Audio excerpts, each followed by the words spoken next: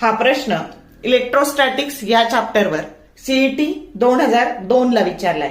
A condenser has a capacity 2 microfarad and is charged to a voltage of 50 volt. The energy stored is option A 25 into 10 raised to 5 joule, B 25 joule, C 2.5 into 10 raised to 2 erg and D 2.5 into 10 raised to 4 erg.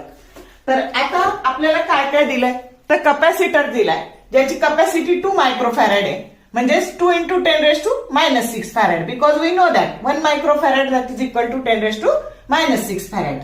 मग तिला farad मध्ये करून घेतली. Potential difference किती दिलाय तुम्हाला 50 volt आणि energy stored असं विचारलंय.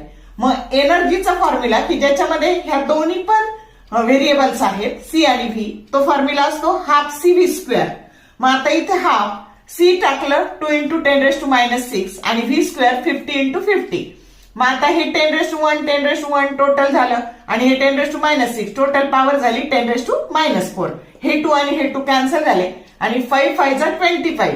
मग 25 into 10 raised to -4 असा कोणता ऑप्शन आहे का नाही.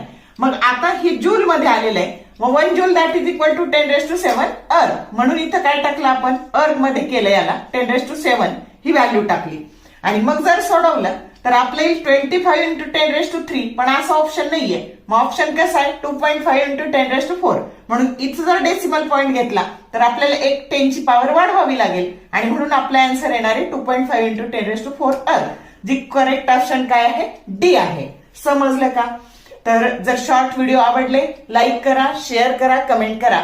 For more useful tips and tricks keep watching wings of physics. Thank you very much. आणि जुने व्हिडिओ म्हणजे जुने पीवायक्यू हे रिपीट होतात म्हणून आपण पीवायक्यू चे शॉर्ट्स करतो आहोत हे लक्षात घ्या.